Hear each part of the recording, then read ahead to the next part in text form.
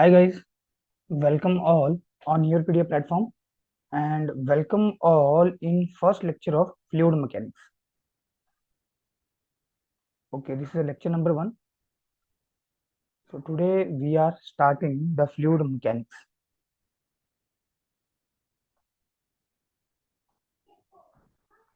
देखो पहले जो 2-3 लेक्चर्स होंगे ना वो बहुत ज्यादा इंपॉर्टेंट होंगे, काफी ज्यादा क्रूशियल होंगे क्योंकि उनमें हम यूनिट कन्वर्जन भी देखेंगे और बेसिक बेसिक डेफिनेशन हम स्टडी करेंगे जो through out the fluid mechanics हमारा चलेगा।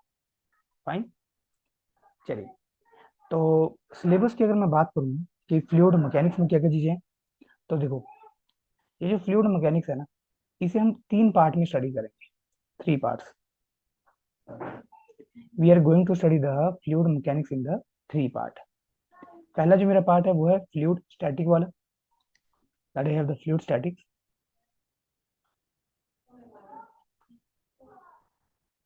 Fluid statics. सेकंड हम बात करेंगे फ्लूइड काइनेमेटिक्स की। Fluid kinematics. और थर्ड हम बात करेंगे फ्लूइड डायनेमिक्स की। मतलब हमारा जो एफएम है ना वो 3 पार्ट में मेजरली डिवाइडेड है। फ्लूइड स्टैटिक्स, फ्लूइड काइनेमेटिक्स और फ्लूइड डायनेमिक्स। क्लियर? अच्छा, इसके भी अंदर अगर मैं बात करूं कि जो हम चैप्टर वाइज अगर हम फ्लूइड को जो स्टडी करेंगे चैप्टर वाइज, तो पहला मेरा होगा इंट्रोडक्शन कि फ्लूइड का क्या मतलब है। इसमें कुछ प्रॉपर्टी हम स्टडी करेंगे जैसे विस्कोसिटी क्या होता है, सरफेस टेंशन क्या होता है, राइट, कंप्रेसिबिलिटी क्या होता है, स्पेसिफिक वेट क्या होता है, डेंसिटी क्या होता है। So that comes under the introduction part. Important है ये। Introduction 1 marks, 1 number, right. ये मेरा चैप्टर नंबर 1 है। इसके बाद हम मूव करेंगे मैनोमीटर के ऊपर, जो प्रेशर मेजरमेंट मेरे पास डिवाइस है, मैनोमीटर जिसको हम बोलते हैं। मैनोमीटर के अंदर हम क्या करेंगे, प्रेशर की मेजरमेंट करेंगे। Pressure measurement, right. Again you will find here one question from here, pressure measurement से, मैनोमीटर से। इसके बाद हम बात करेंगे हाइड्रोस्टैटिक फोर्सेस की। Hydro mean water, static mean at rest. तो hydrostatic forces water at rest में कौन कौन सी फोर्सेस अप्लाई करता है, दैट वी विल स्टडी। और अगर मैं बात करूँ जो हाइड्रोस्टैटिक फोर्सेस है ना, मोस्टली जो न्यूमेरिकल आता है वो ए में है। जे में तो न्यूमेरिकल ना के बराबर, लेकिन थ्योरेटिकल क्वेश्चन फ्रेम हो जाता है पेपर के अंदर। तो न्यूमेरिकल 1 मार्क्स। इंट्रोडक्टरी जो पार्ट है आपका, थ्योरेटिकल प्लस न्यूमेरिकल, दोनों तरह का क्वेश्चन है और दोनों ही एग्जाम में इक्वल वेटेज है, चाहे वो जेई का एग्जाम है चाहे वो ए का एग्जाम है। और जो प्रेशर मेजरमेंट है ना, तो जेई में तो मोस्टली यहाँ पे थ्योरेटिकली क्वेश्चन होता है कि कौन सा डिवाइस आप किस तरह के प्रेशर को मेजर करने के लिए यूज करो। जैसे मैनोमीटर होता है, राइट, पीजोमीटर होता है, यूट्यूब मैनोमीटर है, राइट। और अगर हम यही पॉइंट ऑफ व्यू से बात करें ना, तो यहाँ पे आपको न्यूमेरिकल देखने को मिलेगा। प्रेशर एट अ पॉइंट आपसे पूछा होगा, बताओ कितना है, न्यूमेरिकल। लेकिन जो हाइड्रोस्टैटिक फोर्सेज है यहाँ पे जो न्यूमेरिकल है ना, मोस्टली आपको यही में देखने को मिलेगा, राइट। हाइड्रोस्टैटिक फोर्सेज के बाद नेक्स्ट है जो काफी ज्यादा इंपॉर्टेंट मेरा चैप्टर है, वो है बोयंसी and flotation. बोयंसी and flotation, बोयंसी and flotation. तो ये जो बोयंसी एंड फ्लोटेशन है, चाहे आप जेई ए किसी भी तरह के एग्जाम की आप बात कर लो, you will definitely find one question from buoyancy and flotation. Mostly यहाँ से आपको थर्टल क्वेश्चन मिलता है मोस्टली, चाहे वो ए का है चाहे वो जे का है। मोर देन 90% जो अभी तक क्वेश्चन फ्रेम हुआ है वो थर्टल क्वेश्चन ही फ्रेम हुआ है, राइट। इसके बाद हमारे पास जो फ्लूइड काइनेमेटिक है, जिसमें हम क्या करते हैं, फ्लूइड की स्टडी करेंगे, राइट। फ्लूइड काइनेमेटिक आ जाएगा। फ्लूइड काइनेमेटिक मतलब फ्लूइड हमारा मोशन में है, उसकी हम स्टडी करेंगे फ्लूइड काइनेमेटिक्स के अंदर। Next we have the fluid dynamics. मैं ये सिलेबस मेंशन कर रहा हूँ, हम क्या क्या चीजें स्टडी करने वाले हैं। सिलेबस देख लो आप, एफएम का कितना है। तो मैं चीजें थोड़ा आपको डिटेल में पढ़ाऊंगा क्योंकि यहाँ पे ये ट्रिपल एस बी वाले बच्चे भी हैं जो जूनियर इंजीनियर एग्जाम की प्रिपरेशन कर रहे हैं। तो फ्लूइड, अच्छा पीछे वाला जो आपका चैप्टर है ना फ्लूइड काइनेमेटिक्स, ये अगर मैं बात करूँ तो एई पॉइंट ऑफ व्यू से बहुत ज्यादा इंपॉर्टेंट है, एक्सट्रीमली इंपॉर्टेंट। जितने तुम स्टार लगा लोगे ना उतना कम है। और न्यूमेरिकल है, 99% केसेस में न्यूमेरिकल 1 मार्क्स। लेकिन अगर जेई एग्जाम की बात करें ना, तो फ्लूइड काइनेमेटिक्स से आपको जनरली थ्योरेटिकल क्वेश्चन देखने को मिलता है। अगर देखो, मैं ऐसे बोल सकता हूँ, कई बार एक आध ऐसा क्वेश्चन हो जाता है एग्जाम के अंदर जो कुछ मतलब आउट ऑफ बॉक्स आ जाएगा, मतलब जो अनएक्सपेक्टेड होगा। ठीक है। ऑल्दो मोस्टली थ्योरेटिकल क्वेश्चन अभी तक जे में फ्रेम हुआ है फ्लूइड काइनेमेटिक्स से। फ्लूइड डायनेमिक्स, जिसमें जैसे आपका बहुत जो इंपॉर्टेंट है बर्नौलीज थ्योरम और उसकी एजम्पशंस, और बर्नौलीज थ्योरम की एप्लीकेशन, फ्लूइड डायनेमिक्स, राइट। तो अगेन 1 मार्क्स कैरिंग क्वेश्चन, और यहाँ से आपको 2 मार्क्स भी मिल सकते हैं, कोई बड़ी बात नहीं। तो और जो ऑल्दो क्वेश्चन फ्रेम हो चुके हैं एग्जाम के अंदर, 2 मार्क्स। फ्लूइड डायनेमिक्स के अंदर फ्लो थ्रू पाइप्स इंपॉर्टेंट है, बहुत ज्यादा इंपॉर्टेंट है, फ्लो थ्रू पाइप्स। और दोनों ही एग्जाम के अंदर, दोनों एग्जाम बोलने मतलब जो आपका ये स्टेट जूनियर इंजीनियर का एग्जाम होगा और असिस्टेंट इंजीनियर का एग्जाम होगा, दोनों में numerical flow through pipes, right. तो यहाँ पे हम जो लॉसेस होते हैं पाइप्स में वो भी निकालते हैं, डार्सी वेस्टर की इक्वेशन का हम यूज करेंगे। मेजर जो लॉसेस होते हैं फ्रिक्शन के कारण, माइनर लॉसेस, पाइप में सडन एक्सपेंशन हुआ, कॉन्ट्रैक्शन हुआ, या बैंड दिया हुआ है पाइप में, राइट। तो न्यूमेरिकल भी फ्रेम होता है, थ्रोटल क्वेश्चन आप कर लोगे, आराम से कर लोगे। ठीक है। इसके बाद हम बात करेंगे वर्टेक्स फ्लो, क्या होता है वर्टेक्स मोशन। वर्टेक्स, बस इसका हमें बहुत ज्यादा डेप्थ में जाना है वर्टेक्स मोशन में, या वर्टेक्स फ्लो के अंदर जो एग्जाम में चीजें पूछता है उसी पॉइंट ऑफ व्यू से हम उसको स्टडी करेंगे वर्टेक्स मोशन को। इसके बाद मेरे पास होगा यहाँ पे dimensional analysis. Dimensional analysis JE में प्योरली थ्रोटल क्वेश्चन है, थ्रोटल क्वेश्चन इन जेई। और न्यूमेरिकल आपको जनरली एम के में अंदर देखने को मिलता है, सिंपल सा न्यूमेरिकल आता है, बिल्कुल सिंपल सिंपल क्वेश्चन आते हैं यहाँ से डायमेंशनल एनालिसिस से। जैसे रेनॉल्ड नंबर हो गया, फ्रॉड नंबर हो गया, राइट। और यहाँ पे आपके पास बकिंघम पाई थ्योरम है, रेले थ्योरम है, तो यहाँ से आपको क्वेश्चन देखने को मिलता है। इसके बाद मेरे पास यहाँ पे है लैमिनार फ्लो, ये हम स्टडी करेंगे लैमिनार फ्लो। तो टर्बुलेंट फ्लो से इतना कोई क्वेश्चन आता नहीं है, इसलिए हम उसका बेसिक पढ़ लेंगे, ठीक है, और आगे बढ़ जाएंगे। तो ये मेरा यहाँ पे कंप्लीट हो जाएगा फ्लूइड मैकेनिक्स। इसके बाद मेरा होगा ओसीएफ का पार्ट, जो हम अलग से स्टडी करेंगे, ओपन चैनल फ्लो। क्लियर। तो ये मेरा यहाँ पे सिलेबस है। तो चलिए स्टार्ट करते हैं। सबसे पहले बात करेंगे फ्लूइड काइनेमेटिक्स की, जो मैंने हेडिंग डाला कि ये जो मेरा एफएम है, मैंने 3 पार्ट में इसको फ्रेम किया हुआ है। स्मॉल एब्रेविएशन में इसको एफएम फ्रेम कर रहा हूँ, FM. First that we have is the fluid static.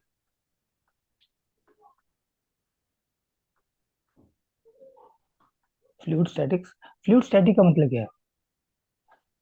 बच्चे देखो, fluid, fluid can be anything. Fluid देखो, फ्लूइड लिक्विड और गैस दोनों से मिलकर बनता है। जनरली हमारे पास जो मैटर होता है ना, हम इसको सॉलिड, लिक्विड और गैसेस फॉर्म में लेके चलते हैं।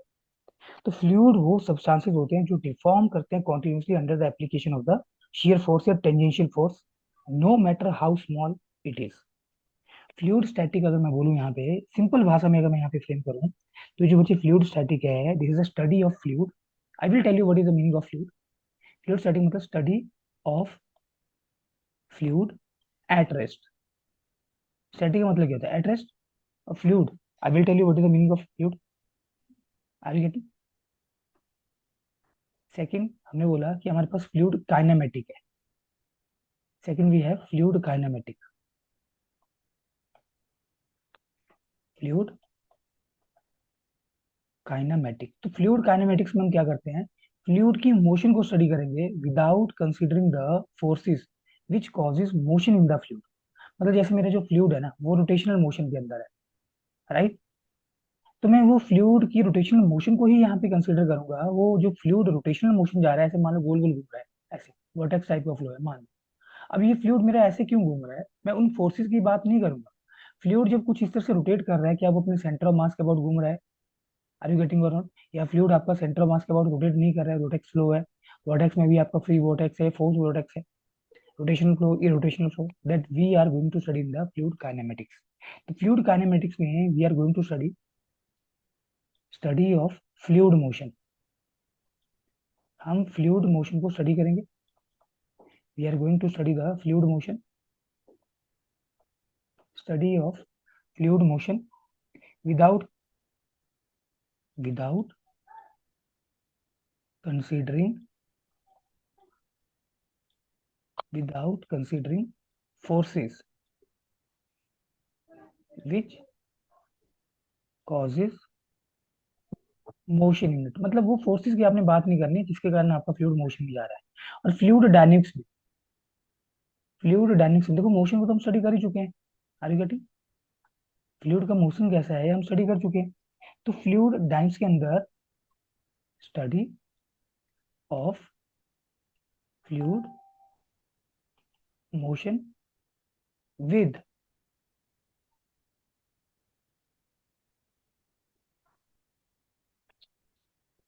ये फ्लूइड डायनेमिक्स के अंदर study of fluid motion with forces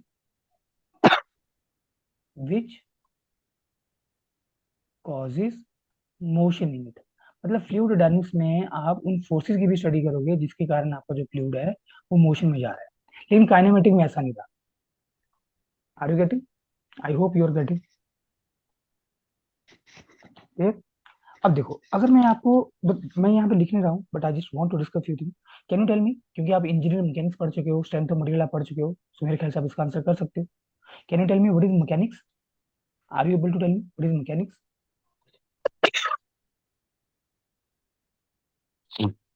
are you able to not? Can you tell me what is mechanics? तो अच्छा, मैकेनिक्स क्या है? मैं अगर आपको बाय डेफिनेशन बोलूँ ना, तो mechanics is the branch of science which deals with the forces. Mechanics forces के साथ डील करेगी and its effect on the physical property of the substance called mechanics.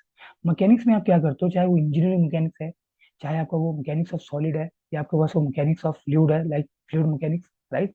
तो मैकेनिक्स क्या है? ये ब्रांच है साइंस की, ब्रांच ऑफ साइंस। और इसकी जरूरत नहीं है, but I just want to clear you all the things.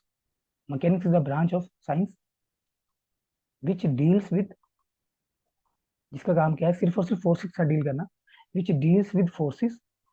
किस तरह की फोर्सेस लग रही है, वो फोर्सेस की आपने एनालिसिस करनी, and effect of force on the body या सब्सटेंस, या what is the effect of that force on the properties of the substance, कुछ भी बोलो। Are you getting? अब ये जो मैकेनिक्स है ना, ये देखो साइंस की ब्रांच है।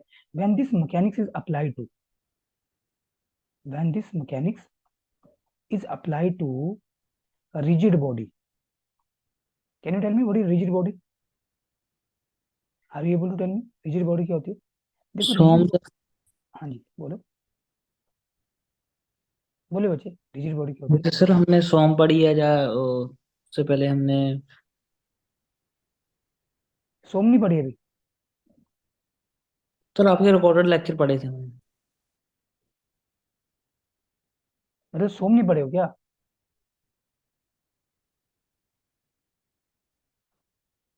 कौन कौन है क्लास में? अधिराज, अमनदीप, दलजिंदर, गुरमिंदर, इंद्र गुरु, ऋषिका, रणबीर, युवराज, सोम नहीं पढ़े हो क्या? गुरु प्रसाद भी है।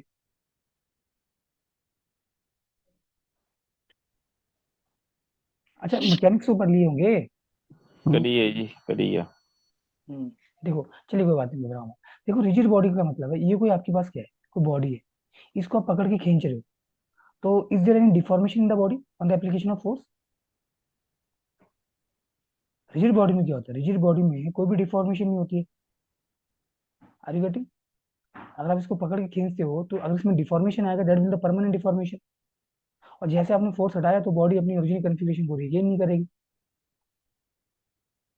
तो when this mechanics is apply to the rigid body, मतलब जब आप रिजिड बॉडी की स्टडी कर रहे हो, ओके, उसके ऊपर जो लग रही है फोर्सेस को आप स्टडी कर रहे हो, और किस तरह से रिजिड बॉडी बिहेव कर रही है उन फोर्सेस के लिए, वो बनता है आपका इंजीनियरिंग मैकेनिक्स।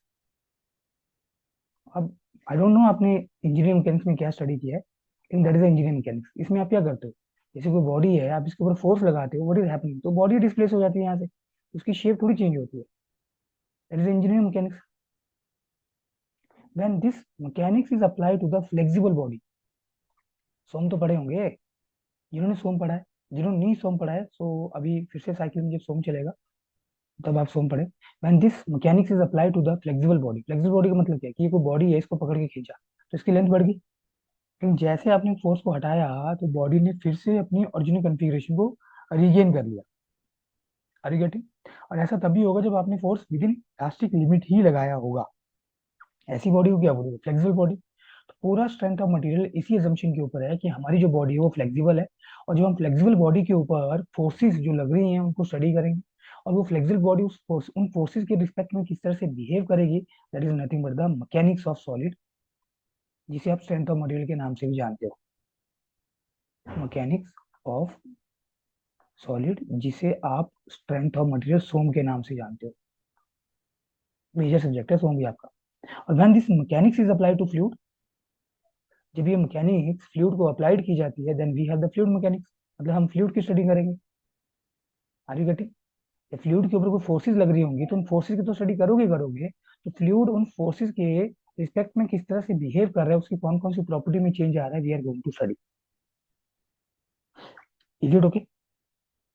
अच्छा, तो मैं आपसे पूछूं कि फ्लूइड क्या होता है, are you able to tell me how will you define the fluid?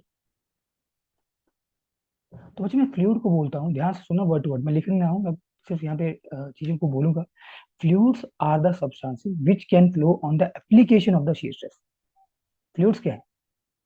Are the substances, जो बच्चे जेई वाले हो सकता है आपके पेपर में ये भी पूछना है, are the substances which can flow under,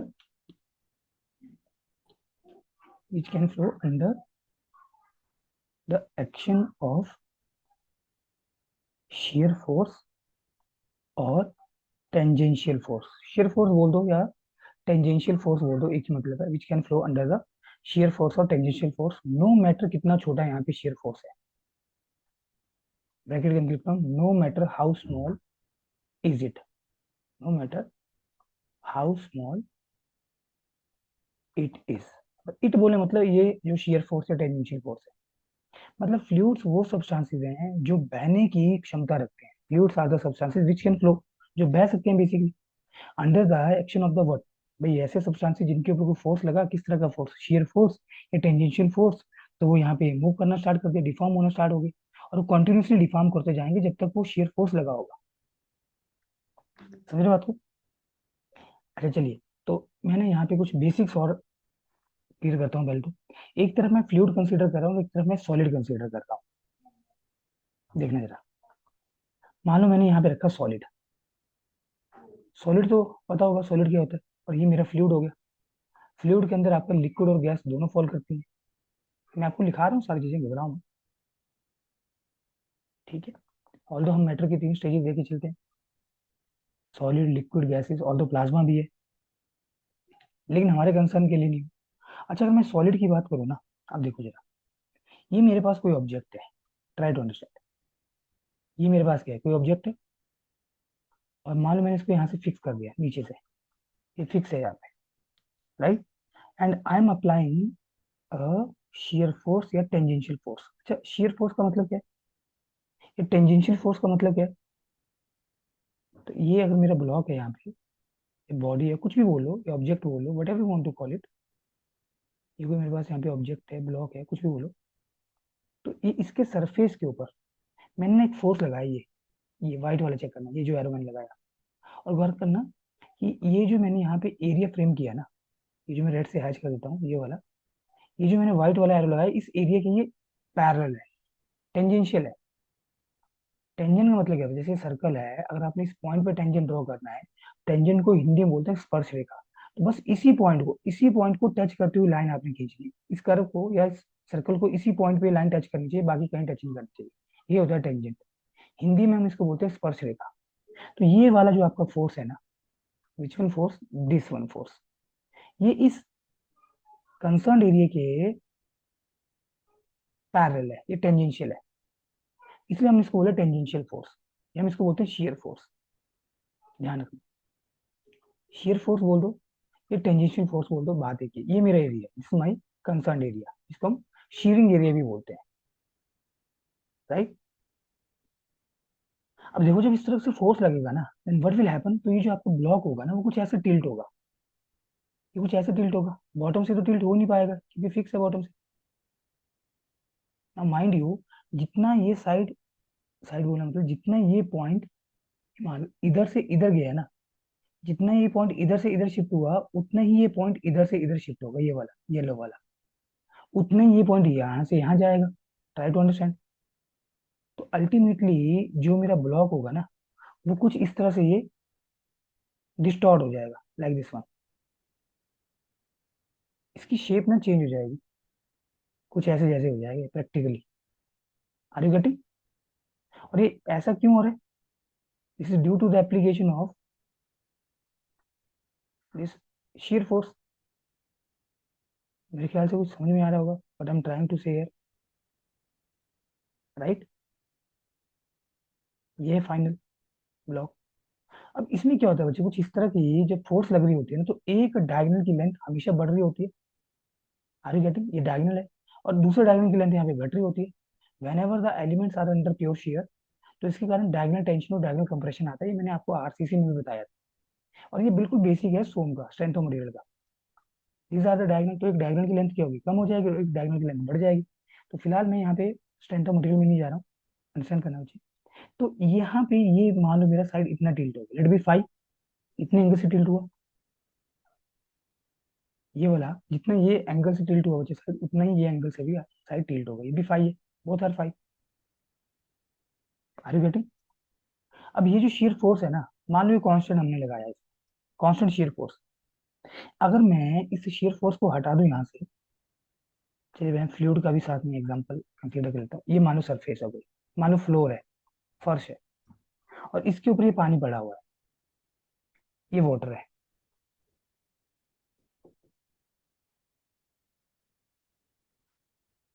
right. Now अब मैंने यहाँ पे क्या किया, ये कोई एक शीरिंग फोर्स लगा दिया। गौर करना भी, ये मैग्नीट्यूड मैंने उतना ही रखा जितना इस सॉलिड ब्लॉक के ऊपर लगाया था, वही शीरिंग फोर्स है, कांस्टेंट, सेम मैग्नीट्यूड, कुछ चेंज नहीं किया। बस चेंज है तो यहाँ पे मीडियम है, पहले यहाँ पे सॉलिड था, अब यहाँ पे फ्लूइड है। शीयर फोर्स वही है, मान लो एफ। सर हाँ जी। Sorry so interrupt sir. Sir shear force बता दो क्या होती है please shear request. Shear force क्या होती है? जी सर। देखो, अगर ये कोई मेरा एलिमेंट है, ये कोई मेरा एलिमेंट है, मेरा कंसर्न इस एलिमेंट के साथ है।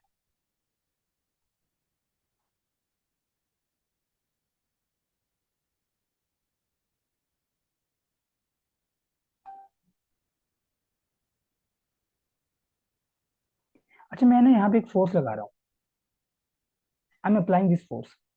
ये मुझे बताओ ये किस तरह का फोर्स है?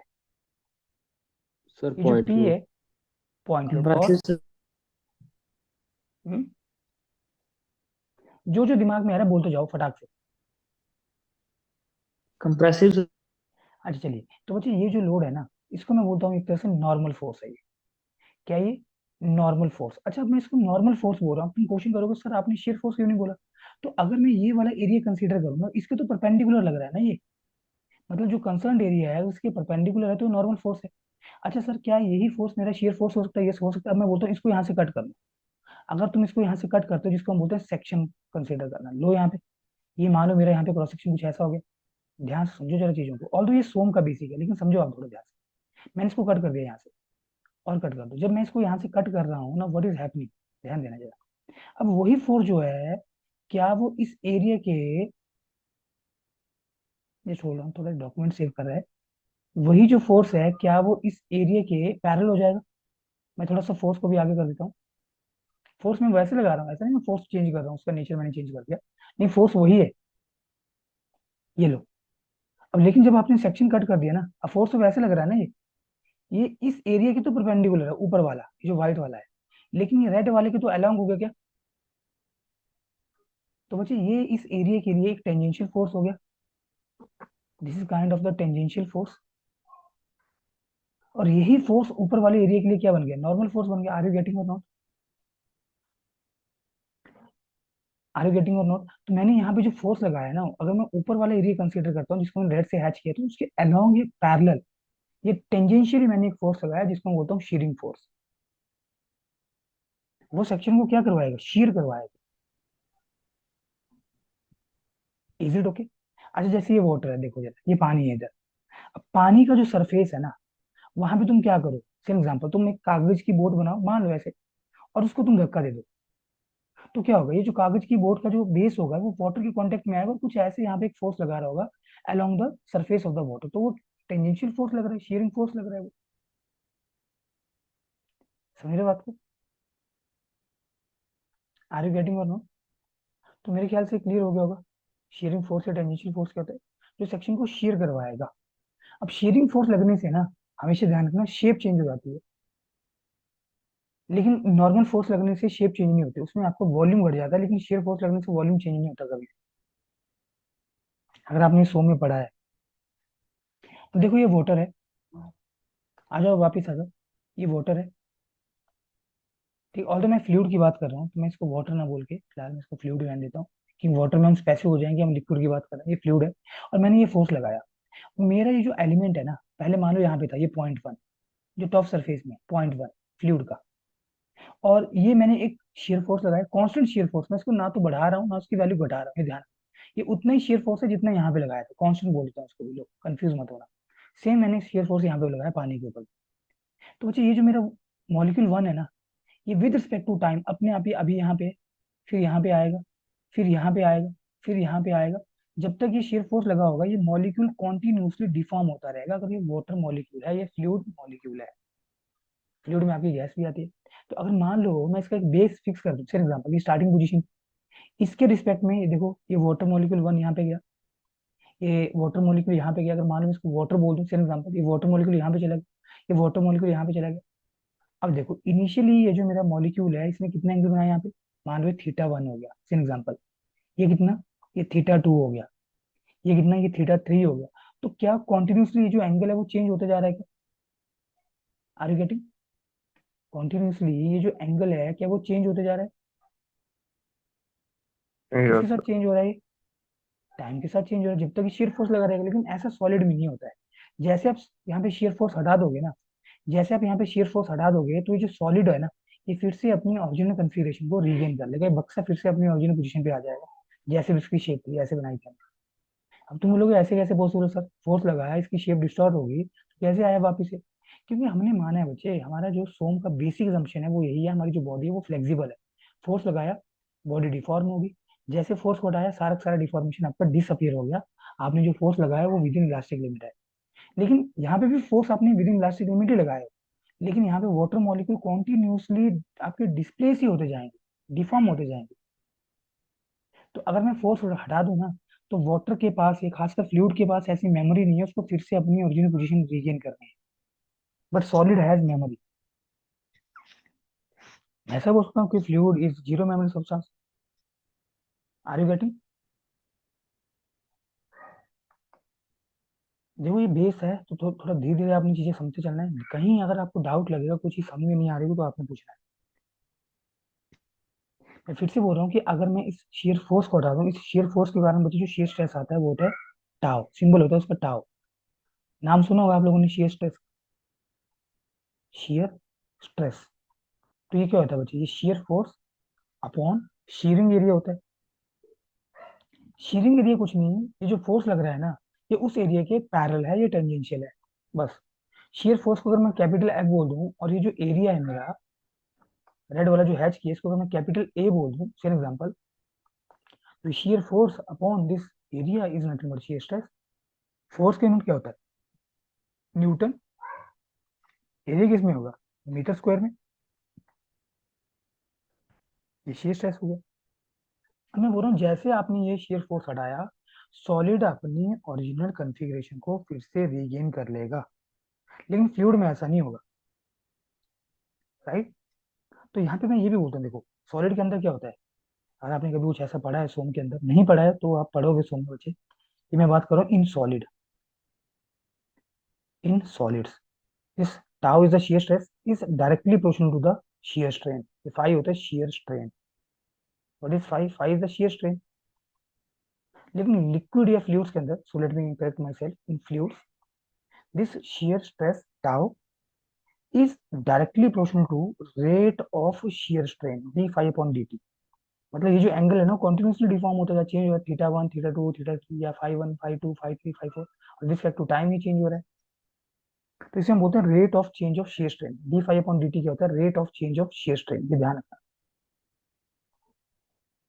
This is rate of change of shear strain. आपको बहुत सारे क्वेश्चन मिल जाएंगे introductory part of the FM के ऊपर। टाउ shear स्ट्रेस है। तो बच्चे यहाँ पे क्या होता है ना, जब मैं इस प्रोपोर्शनलिटी को ब्रेक करता हूँ सोम में, तो मुझे कांस्टेंट मिलता है जिसको आप मॉडुलस ऑफ रिजिडिटी या shear मॉडुलस के नाम से जानते हो। G is constant of proportionality,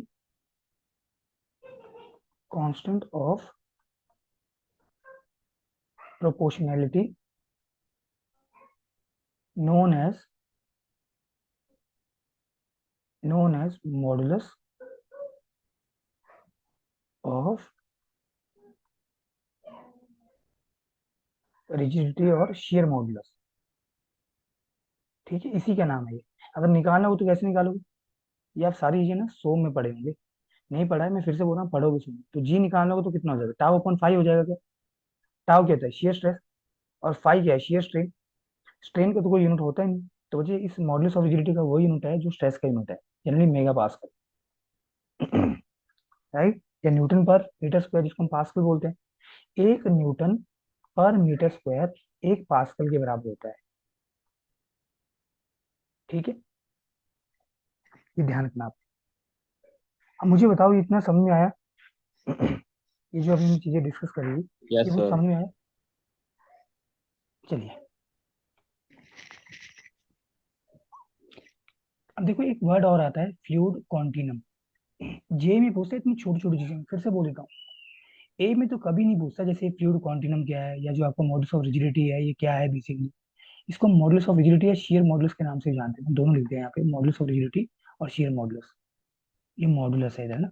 मैं बोल रहा हूँ ये ना छोटी छोटी चीजें जे में पूछते, ए में तो कभी नहीं पूछता। जे में तो आ भी चुके हैं क्वेश्चन। एक टर्म और आता है फ्लूइड कॉन्टिनम, ये भी मैं फ्रेम करता हूँ। फ्लूइड कॉन्टिनम, कभी नाम सुने हो टर्म फ्लूइड कॉन्टिनम का? नो देखो, सर। नहीं सुने हो तो अभी सुनो, फ्लूइड कॉन्टिनम। अच्छा, फ्लूइड कॉन्टिनम क्या है, देखो हम क्या मान रहे हैं ना, ये जैसे मान लो कोई कंटेनर है, और इसके अंदर ये मान लो मेरा फ्लूइड है, इसके अंदर ये मेरा फ्लूइड है, राइट। तो अगर मान लो मैं यहाँ से ये, सॉरी, मैं कंप्लीट करता हूँ पहले, ये बीच में रुक चुका था। ये मेरा यहाँ पे मान लो, अगर मैं यहाँ पे कोई पर्टिकुलर ये फ्लूइड पार्टिकल यहाँ पे फ्रेम कर लूँ, उठा लूँ यहाँ से ये वाले, और इनको मैं बाहर देखूँ, तो जो फ्लूइड पार्टिकल है ना ये ऐसे हैं, इनके बीच में कोई गैप ही नहीं है।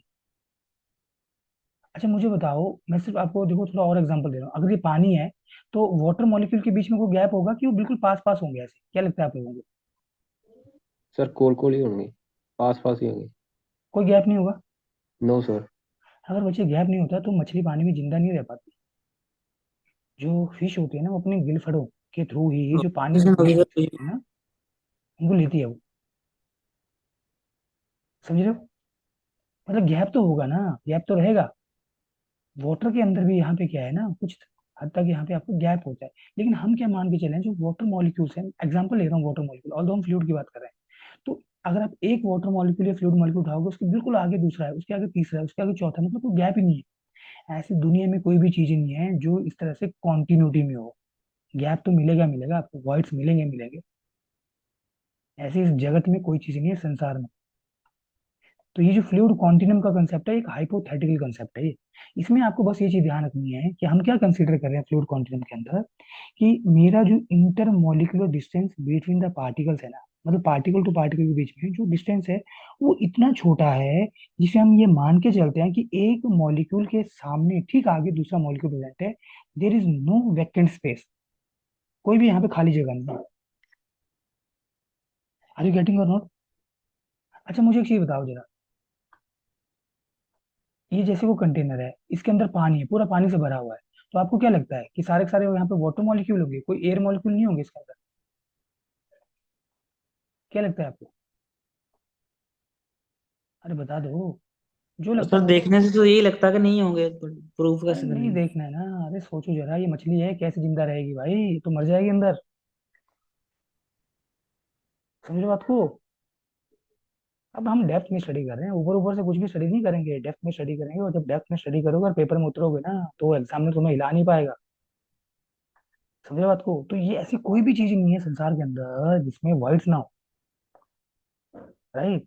तो हम फ्लूइड कॉन्टिनम हम ये कंपेयर कर रहे हैं भाई कि जो पार्टिकल टू पार्टिकल, ये एक मॉलिक्यूल है और दूसरा मॉलिक्यूल है, इनके बीच में इतना कम डिस्टेंस है ना। जिस सिस्टम के अंदर ये रखे हुए हैं, ये सिस्टम इसको बोल दिया, ये सिस्टम के अंदर ये रखे हुए हैं, ये इतना कम डिस्टेंस है कि सिस्टम जो आपने कंसीडर किया, मान लो अगर आप इस छोटे से पार्टिकल को कंसीडर करो, ये वाला गैप, ये छोटा पड़ जाएगा, सॉरी ये बड़ा पड़ जाएगा, और पार्टिकल टू पार्टिकल के बीच में गैप इससे भी बहुत बहुत बहुत ज्यादा कम है। तो हम क्या मान के चलें कि एक मॉलिक्यूल है, ठीक, उसके आगे दूसरा है, उसके आगे तीसरा, उसके आगे चौथा है, उसके आगे पांचवा, तो गैप ही नहीं है। समझे बात को? तो फ्लूइड कॉन्टिनम का क्या मतलब है? It is considered as the continuous distribution of the mass. We are considering it. तो मैं लिखता हूँ डायरेक्टली, there is continuous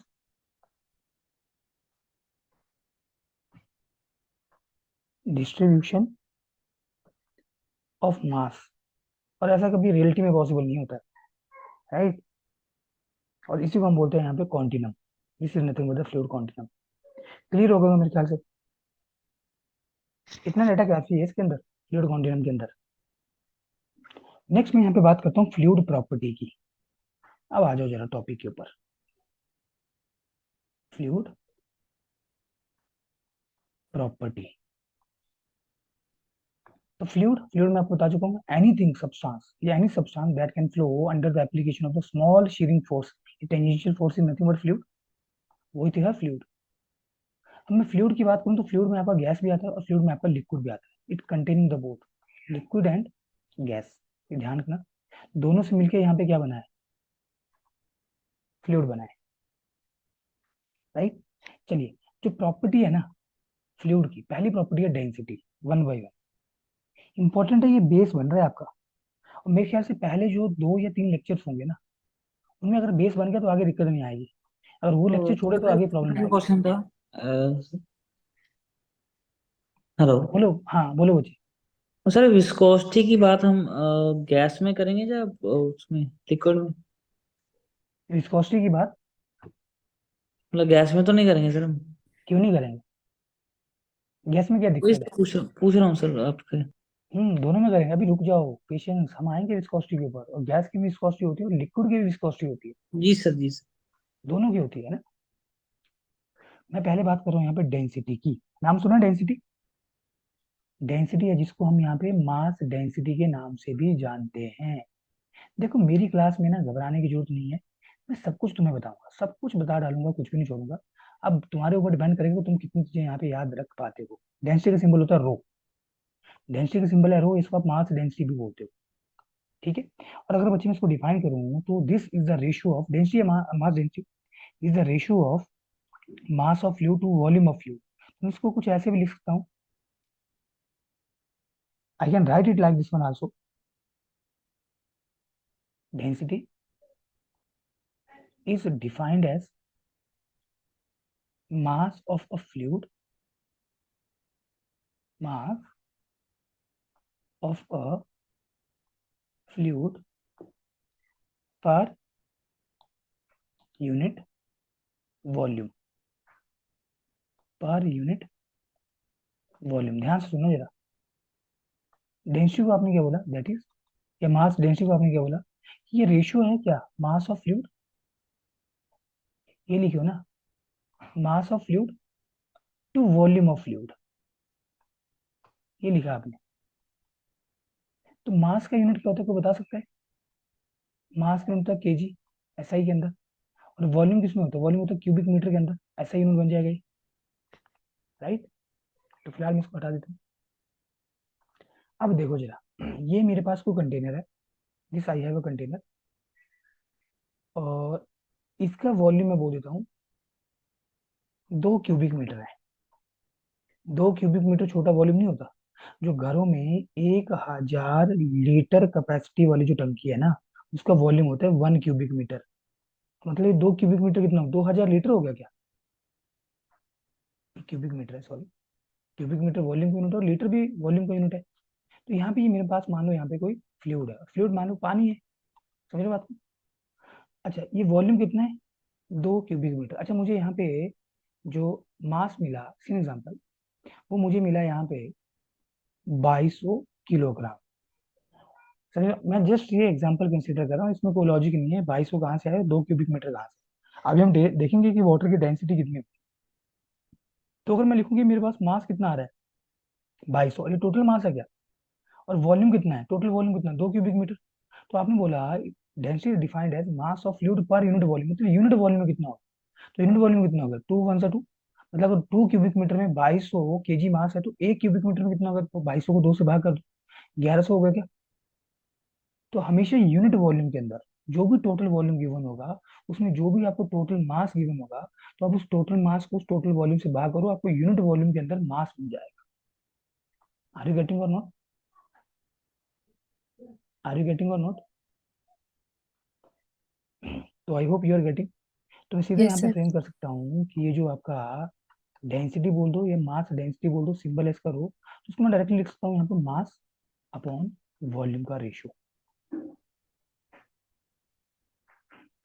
समझे बात को? अब मुझे एक चीज बताओ, अगर मैं बात करूँ इन एमकेएस, कभी नाम सुना है एमकेएस का, मीटर किलोग्राम सेकंड, ये यूनिट्स की फॉर्मेशन होती है। इन एमकेएस मास किस में लिखते हो?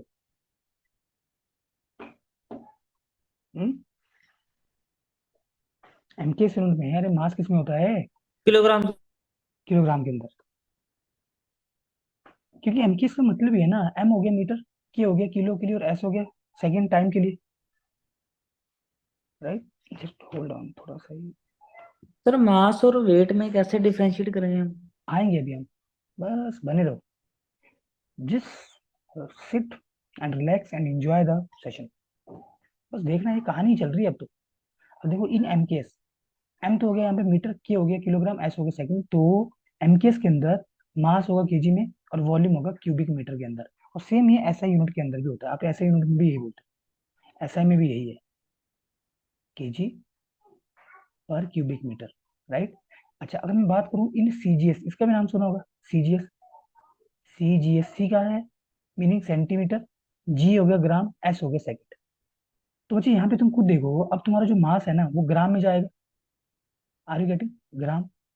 और जो तुम्हारा वॉल्यूम होगा वो सेंटीमीटर में जाएगा, तो वॉल्यूम सेंटीमीटर क्यूब होता है, तो इसको हम जनरली क्या लिखते हैं, जी, ये ग्राम के लिए हो गया, स्मॉल जी सिंबल सीधा ग्राम के लिए, अब जीएम भी लिख सकते हो, whatever you want to write. नीचे यहाँ पे सीसी का, तो सीसी का मतलब ही होता है क्यूबिक सेंटीमीटर। हम देखते हैं ना जैसे हमारी गाड़ी का इंजन है वो कितना सीसी है, या किसी को अगर मान लो इंजेक्शन लगना है तो कितना सीसी है, आपने यहाँ पे जो लिक्विड है वो फ्रेम करना है उसके अंदर, समझ रहे हो? अब देखो जरा, अगर मैं बात करूँ वाटर की, वाटर की वजह जो डेंसिटी होती है ना, जस्ट होल्ड ऑन, या डेंसिटी, मैं सीधा ऐसे लिखता हूँ वाटर H2O, ये सिंबल है वाटर का। वाटर की जो डेंसिटी बची वो है 1000 किलोग्राम पर क्यूबिक मीटर, राइट। और ये किसमें है? ये एमकेएस बोल दो या एसआई के अंदर बोल दो, MKS unit and SI unit, कोई भी उठा लो, दोनों में सेम है, कोई डिफरेंस नहीं है।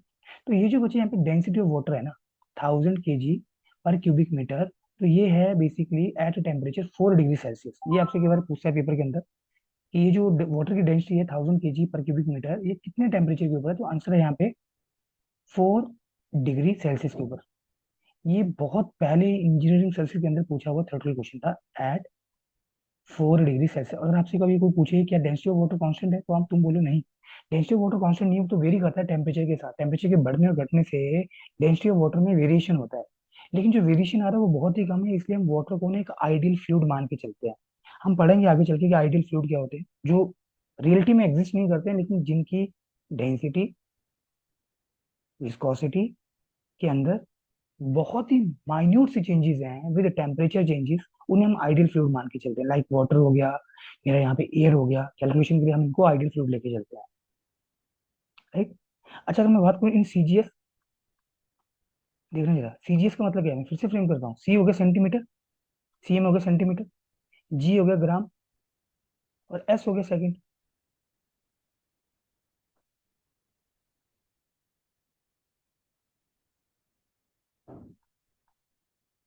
देखो मैं आपको एक चीज बोलता हूँ कि आई थिंक ऑन वो सैटरडे, ठीक है, ऑनवर्ड सैटरडे ना लाइव क्लास लगाते रहना, क्योंकि मेरे ख्याल से सेंटर में हमारा ऑफ रहेगा ऑनवर्ड सैटरडे। तो जो लाइव क्लासेस होंगी ना वो फिर दिवाली के बाद ही अपलोड हो पाएंगे, आई थिंक सो। जो मुझे जो लग रहा है, आई डोंट नो, अगर जो हमारी टेक्निकल टीम है they will available, they will upload the things. और दूसरा बच्चे में जो सैटरडे है ना, सैटरडे, संडे को क्लास नहीं होगी क्योंकि उस दिन बड़ा दिवाली है हमारा। तो एंजॉय करो, फेस्टिवल एंजॉय करना भी जरूरी है। मंडे, ट्यूसडे, तो ये सैटरडे, मंडे और Tuesday I will take the 3 hour class. और मुझे ये बता देना आप लोगों ने, I will create a poll in the group also. ये जो 3 आवर्स की क्लास है I am planning to take in the noon, afternoon में। ठीक है जी, 3 घंटे क्लास में लूंगा आफ्टरनून के अंदर। इवनिंग में नहीं होगी, रात को नहीं होगी, नून में। ओके ठीक है। सर। सर आफ्टरनून में ऑफिस में होते हैं सर। चलिए वो आप मुझे बताना, उसी के हिसाब से हम फ्रेम करेंगे। क्योंकि देखो थोड़ा सा मैनेज करना पड़ेगा, क्योंकि actually I am going to the hilly area. मैं अपने यहाँ पे होम प्लेस पे जाऊंगा तो वहाँ पे इंटरनेट नहीं है मेरे पास, चलता नहीं होता। तो I have to go 15 kilometre away आपकी क्लासेस के लिए। और वहाँ पे जो मुझे स्लॉट मिला है वो है लगभग यहाँ पे डे टाइम पे। सर इशू डे ये में बना तो ऑफिस में होंगे, फिर कैसे करेंगे? है, डे में ऑफिस में होगा। चलिए देखते हैं, उसका भी कुछ सोल्यूशन हम करेंगे। We will see that one. तो ऑफिस में दिवाली की छुट्टियां नहीं हो रही है क्या? सर नहीं, दरअसल दिवाली की वजह से पोल्यूशन पोल्यूशन बोर्ड में हूं ना दरअसल। ठीक है, तो ठीक है, आपका केस एक्सेप्शनल हो गया। बाकी सभी पोल्यूशन बोर्ड में नहीं होंगे ना। हाँ जी। ठीक है। तो इन सीजीएस, सीजीएस के अंदर अगर मैं लिखूं यहाँ पे डेंसिटी ऑफ वाटर, राइट, तो वो चीज की वैल्यू है 1 gram per cc. Are you getting? Star mark कर देता हूँ। बहुत बार ये पूछा हुआ जेई के अंदर, ए में तो कभी नहीं पूछता इतने छोटे छोटे सवाल।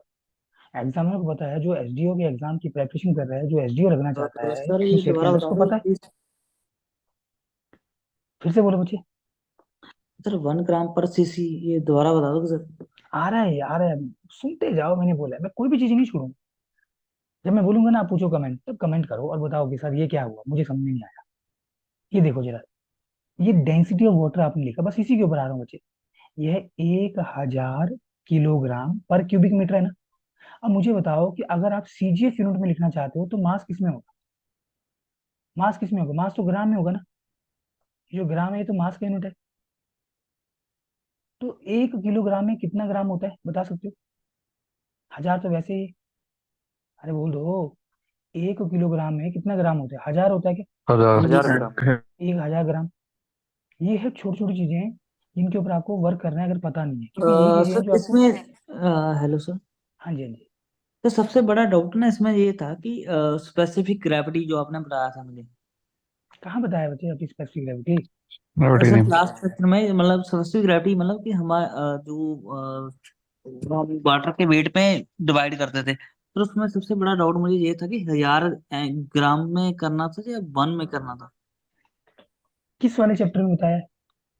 नहीं सर, स्पेसिफिक ग्रेविटी नहीं निकालते थे हम, मतलब उसी का स्पेसिफिक वेट जो होता था उसके वाटर के मतलब वेट से हम्म हमने डिवाइड करना था उसको। अभी आएगा स्पेसिफिक ग्रेविटी, आगे आगे मत दौड़ो अभी। नहीं सर, आपने पढ़ाया था ये, मतलब करवाया था अभी आरसीसी में। अच्छा, आरसीसी में, ओके। ठीक है, मैं आ रहा हूँ उसके ऊपर भी, लेकिन मैं थोड़ा आपको आइडिया देता हूँ। और अभी मैं डिस्कस नहीं कर रहा हूँ। जैसे स्पेसिफिक ग्रेविटी होता है ना, ये इधर ये हम पढ़ेंगे, अभी घबराओ मत।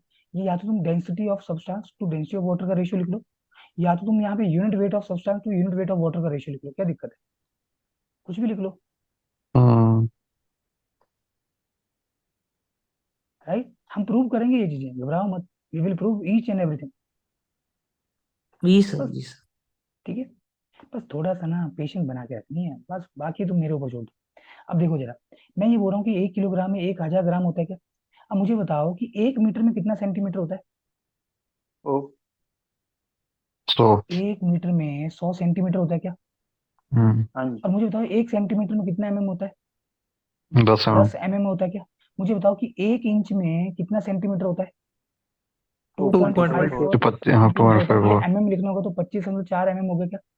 हाँ जी। Are you getting? अच्छा, अगर मुझे 1 क्यूबिक मीटर करना होगा तो कितना इसमें सेंटीमीटर क्यूब हो जाएगा? तो 100 का क्यूब हो गया क्या? हाँ जी। सेंटीमीटर क्यूब बन गया। अब केजी को जब तुम ग्राम में लिखोगे तो किससे गुना करना है, 1000 से गुना करना है क्या, ग्राम हो गया ये। और जी। जब मीटर क्यूब को यस सर। सेंटीमीटर क्यूब में लिखना होगा तो 100 3 बार और लिखना जीरो दो पड़ेगा। जीरो, यही हो गया क्या, सीसी आ गया। हम्म। ऊपर भी हम्म। 6, ये नीचे भी 10⁶ कट गया क्या, ये कितना आ गया, 1 ग्राम पर सीसी, यही तो लिखा हूँ। क्या लिखा ठीक। है, is it okay. So I think this is okay. तो जब हम सीजीएस सिस्टम की यूनिट की बात करेंगे तो डेंसिटी ऑफ वाटर सीधा सीधा आप 1 ग्राम पर सीसी लो। और गलती मत करना, जैसे अभी एक बच्चे ने क्वेश्चन फ्रेम किया था कि सर आपने आरसीसी में स्पेसिफिक ग्रेविटी, अगर मान लो आप ऐसे लेते हो कि unit weight of, an example, concrete to unit weight of water, मैं बोलता हूँ ऐसा मत लो आप लिखो यहाँ पे density of concrete to density of this water. अगर डेंसिटी ऑफ वाटर आप सीजीएस में लिखोगे तो 1 ग्राम पर सीसी हो जाएगा। तो जो भी डेंसिटी ऑफ कंक्रीट होगा सीजीएस के अंदर वही स्पेसिफिक ग्रेविटी होने वाला है। स्पेसिफिक ग्रेविटी तो कोई यूनिट होता ही नहीं। ये हम देखेंगे अभी कि स्पेसिफिक ग्रेविटी क्या होता है, कैसे इसको मेजर करते हैं, क्या इसका फिजिकल सिग्निफिकेंस है, सारी चीजें पढ़ डालेंगे, कुछ भी नहीं छोड़ेंगे। ठीक है, तो 1 ग्राम पर सीसी हो गया क्या। Okay sir. चलिए बढ़े आगे फिर। अच्छा अब देखो, जो घरों में ना टंकी है ना पानी वाली, होती है ना ब्लैक वाली टंकी, कुछ इस तरह हाँ की जी हाँ टंकी जी। है ना, और काली वाली सिंटेक्स की टंकी, किसी भी कंपनी की टंकी हो सकती है, राइट। तो यहाँ पे लिखा होता है इसके, यहाँ पे साइड में ऊपर लिखा होता है यहाँ पे इसकी कैपेसिटी, जैसे लिखा है यहाँ पे 1000 लीटर, 1000 लीटर। और मैं बता दूं नॉलेज के लिए कि 1000 लीटर 1 क्यूबिक मीटर के बराबर होता है। 1 क्यूबिक मीटर में 1000 लीटर होता है। क्यूबिक मीटर भी वॉल्यूम का यूनिट है और लीटर भी यहाँ पे वॉल्यूम का यूनिट है, डू यू नो। और जनरली हम एफएम के अंदर क्या लेके चलते हैं, ध्यान सुनना, कि 1 केजी ना 1 लीटर के बराबर है। ऑल्दो ये एग्जैक्टली तो नहीं होता 1 लीटर के बराबर। अगर आप कुकिंग ऑयल का पैकेट देखो, जैसे रिफाइंड ऑयल हो गया या दूसरा कोई यहाँ पे ऑयल आ रहा है, तो उसमें लिखा होता है कि यहाँ पे आपके पास 950 या 960 यहाँ पे ग्राम है, और एट टेम्परेचर डिफरेंस इसको 1 लीटर इन्होंने बोल दिया है। Are you getting. तो जी ये तो कुछ ऐसे बन जाएगा ना कि अगर 1000 लीटर 1 क्यूबिक मीटर के बराबर है, तो 1000 लीटर, 1 लीटर अगर 1 केजी के बराबर है, तो मैं बोल सकता हूँ कि 1000 litre is nothing but this 1000 kilogram. और 1000 किलोग्राम 1 टन होता है क्या, आर यू गेटिंग। यस एक सर। हजार किलोग्राम क्या होता है, 1 टन होता है। तो बच्चे मैं इसका यूनिट ना यस। कुछ ऐसे भी फ्रेम कर सकता हूँ, ये बच्चे कुछ ऐसे बन सकता है, 1 टन पर क्यूबिक मीटर। समझ रहे बात को, is it okay. So I think this is okay. Yes. Okay sir. अब देखो, अब मैं बोलता हूँ यहाँ पे दूसरा जो मेरे पास यहाँ पे प्रॉपर्टी है वो है स्पेसिफिक वेट या वेट डेंसिटी। धीरे धीरे आगे बढ़ेंगे, कोई भी हमें यहाँ पे हड़बड़ाहट नहीं है, ठीक है। और पेपर में भी जल्दबाजी मत करना, आराम से क्वेश्चन पढ़ना और उसका आंसर डिलीवर करना। दूसरी property, that is the weight density और स्पेसिफिक वेट। वेट डेंसिटी, या जिसको हम स्पेसिफिक वेट के नाम से भी जानते हैं, स्पेसिफिक वेट। इसका सिंबल है बच्चे वेट डेंसिटी का या स्पेसिफिक वेट का, यहाँ पे हमारे पास स्मॉल डब्ल्यू है, ठीक है जी, स्मॉल डब्ल्यू। आप इसको ना गामा से रिप्रेजेंट भी कर सकते हो, और गामा से भी आप इसको रिप्रेजेंट कर सकते हो। तो गामा को जनरली हम क्या बोलते थे सॉइल के अंदर, यूनिट वेट। मतलब सभी का एक ही है, यूनिट वेट बोल दो, स्पेसिफिक वेट बोल दो, वेट डेंसिटी बोल दो, चाहे इसको स्मॉल डब्ल्यू से रिप्रेजेंट कर लो, चाहे गामा से रिप्रेजेंट कर लो। किन्हीं किन्हीं बुक्स में ये गामा से रिप्रेजेंट किया गया, किन्हीं किन्हीं बुक्स में स्मॉल डब्ल्यू से रिप्रेजेंट किया गया है। इसको रिप्रेजेंट करने के तरीके अलग अलग हो सकते हैं, लेकिन सभी का मतलब सेम ही है, भाव सेम ही है, राइट। अच्छा चलिए देखो, मैं वेट डेंसिटी के ऊपर आ रहा हूँ। तो मैं यहाँ पे वेट डेंसिटी को गामा से अगर मैं मान लो फ्रेम करूँ, ठीक है, वेट डेंसिटी गामा। तो बच्चे ये जो रेशियो है ना, देखो वेट डेंसिटी जैसे mass density, mass to volume का रेशियो था, तो weight density weight of fluid to volume of fluid का रेशियो है। Weight of fluid to volume of fluid का रेशियो है। Are you getting. Weight of fluid को मैं कैपिटल डब्ल्यू बोल देता हूँ, और वॉल्यूम ऑफ फ्लूइड को मैं कैपिटल वी बोल देता हूँ। समझ रहे बात को। अच्छा डब्ल्यू क्या होता है, डब्ल्यू वेट क्या होता है, डब्ल्यू टू एम जी होता है क्या, हाँ वेट भी जी, तो लिख सकते हो ना ऐसे, mass W into two M gravity. जी, mass into this gravitational gravity. Force acceleration due to gravity, और नीचे वॉल्यूम एज इट इज। और ये तो अभी लिखा है ना आप लोगों ने कि मास पर यूनिट वॉल्यूम क्या होता है, ये वाला। मास डेंसिटी होता है क्या, रो, और हम्म ये acceleration due to gravity as it is. तो बच्चे जो आपका स्पेसिफिक वेट है, ये जो आपका वेट डेंसिटी या जो यूनिट वेट है, वो mass density into acceleration due to gravity का प्रोडक्ट भी होता है। आप इसको ऐसे भी फ्रेम कर सकते हो। Are you getting?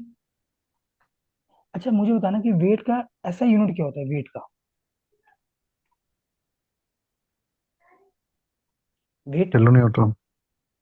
न्यूटन या किलो न्यूटन। तो मैं बच्चे ये हम्म फ्रेम कर सकता हूँ कि अगर मैं लिखूँ यहाँ पे एसआई यूनिट के अंदर या एमकेएस यूनिट के अंदर, तो जो यूनिट है इस वेट डेंसिटी स्पेसिफिक वेट या यूनिट वेट का, वो यहाँ पे न्यूटन, वॉल्यूम तो क्यूबिक मीटर के अंदर है। समझे बात को? यहाँ सीजीएस में लिखना होगा तो सीजीएस यूनिट के अंदर, तो मुझे बताओ यहाँ पे वेट का। सर ऐसा ही है, सीजीएस में थोड़ा सा डिफरेंस बता दो। अच्छा ठीक है, जैसे ना हमारे पास जो एमकेएस है ना, इधर लिख रहा हूँ साइड में, एम के एस यूनिट। एम का मतलब हो गया यहाँ पे मीटर, और ये लेंथ के लिए हो गया। लेंथ को किस में मेजर कर रहे हैं हम यहाँ पे, मीटर में, मीटर, राइट। और ये मास के लिए हो गया, जो कैपिटल के लगाया हुआ ना।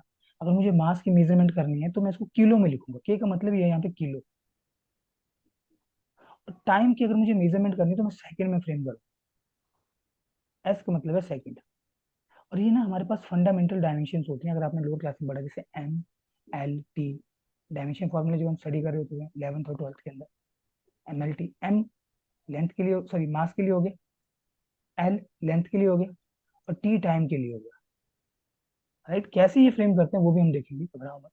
लेकिन जब मैं यहाँ पे एमकेएस यूनिट की बात करूंगा तो मास किस में है, मास केजी में, किलोग्राम मतलब, राइट। और टाइम किस में होगा, सेकंड में। और लेंथ किस में है, मीटर में। तो एसआई और एमकेएस का ना जो फॉर्मेशन है वो सेम ही है। ये स्टैंडर्ड ऑफ जिस इंटरनेशनल यूनिट हम इसको बोलते हैं, एसआई की जो फुल फॉर्म होती है। दोनों का जो फॉर्मेशन है ना यूनिट का, वो सेम ही है, कोई डिफरेंस नहीं है यहाँ। क्लियर है?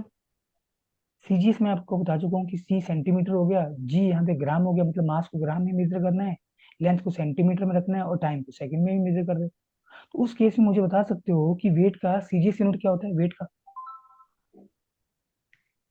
Are you able to tell me? तो मुझे जो वेट का सीजीएस यूनिट होता है वो होता है डाइन। नाम सुने कभी डाइन का? और वॉल्यूम किस में होगा, सेंटीमीटर क्यूब के अंदर। अच्छा मुझे एक चीज बताओ, ये सिर्फ आपके समझने के लिए, न्यूटन सेकंड ऑफ मोशन क्या है, F equal to M A होता है ना, ये होता है ना Newton second of motion. Force equal to, ये एम मास होता है बॉडी का, एक्स ए और ए एक्सेलरेशन। एक्सेलरेशन होता है। एक्सेलरेशन हाँ जी। जैसे मान लो ना, आपने पढ़ा भी होगा हाईवे के अंदर, अभी मेरे ख्याल से आपका हाईवे कंप्लीट हो चुका है अभी। हम्म ये जैसे मेरा, ये कोई गाड़ी है, और इसका मान लो जैसे मास है कैपिटल, सॉरी स्मॉल है, मान लो इसका मास लग रहा है, और टायर से होता हुआ सारा का सारा लोड किसमें जाएगा, रोड सरफेस में ट्रांसफर होगा, राइट। तो अगर मैं बोलूँ ये गाड़ी किसी स्पीड के साथ दौड़ रही है, और उसकी स्पीड बढ़ा रहे हो आप, मान लो ड्राइवर हो अपनी गाड़ी की, और तुमने यहाँ पे एक्सीलेटर के ऊपर पाँव रखा है, क्योंकि गाड़ी में तो एबीसी होता है, अगर आपको एबीसी पता है तो आपको गाड़ी चलानी आती है, A for accelerator, B for brake, C for clutch, right. तो आपने गाड़ी को एक्सीलेट किया, एक्सीलेट करने का मतलब क्या है कि आप गाड़ी की वेलोसिटी बढ़ा रहे हो रिस्पेक्ट टू टाइम। तो जो वेलोसिटी में इंक्रीज होता है रिस्पेक्ट टू टाइम, वो क्या हो गया, एक्सीलरेशन हो गया क्या। तो बच्चे जो गाड़ी का मास है, अगर आप उसे उस एक्सीलरेशन से मल्टीप्लाई कर दोगे तो गाड़ी के ऊपर एक फोर्स लगता है जो ड्राइविंग फोर्स होता है। समझ बात को? तो F equal to M A हो गया यहाँ पे। तो ये न्यूटन सेकंड ऑफ मोशन है। और बताना, जब आप ब्रेक लगाते हो तब क्या होता है, जब ब्रेक लगाते हो तब क्या होता है। ये हाईवे से क्वेश्चन होता है कि ड्राइवर ने ब्रेक लगाई सडनली, तो गाड़ी ने कुछ डिस्टेंस हम्म ट्रेवल कर लिया, बताओ टायर और रोड सरफेस के बीच में कितना यहाँ पे फ्रिक्शन फोर्स होगा। किड। तो बच्चे यहाँ पे ना रिटार्डेशन आपसे पूछता हूँ, रिटार्डेशन देखो मैं बच्चों को सभी बताता हूँ, चाहे वो ऑनलाइन है ऑफलाइन है। रिटार्डेशन ऐसे याद रखो, जीएफ, जीएफ मतलब गर्लफ्रेंड, भूलोगे नहीं। रिटार्डेशन है GF, G is the acceleration due to gravity, F होता है यहाँ पे कोफिशिएंट ऑफ फ्रिक्शन। आप इसको म्यू से भी डिनोट कर सकते हो, कोफिशिएंट ऑफ फ्रिक्शन। इसके ऊपर न्यूमेरिकल आ चुका है जेई के एग्जाम के अंदर, राइट, जिसमें आपको डाटा देके रखता है।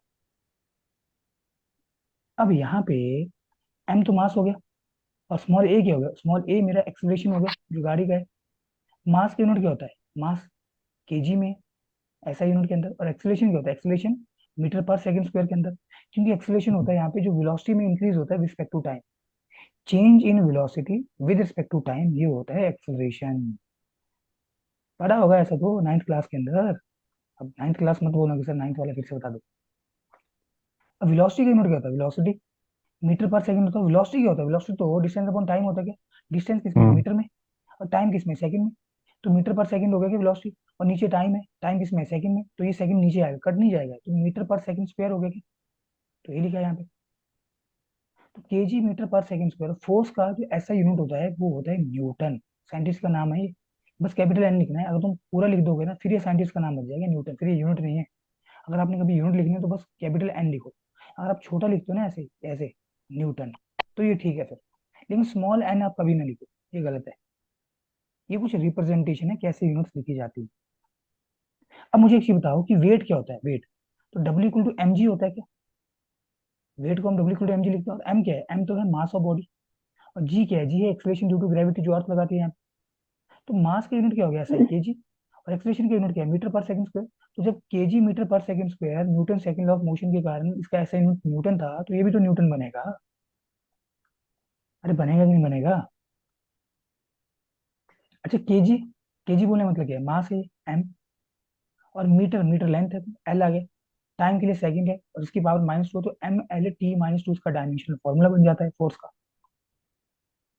ऐसा आपने पढ़ा होगा लोअर क्लासेस के अंदर। मना मत करना कि सर हमने ऐसा कुछ नहीं पढ़ा है।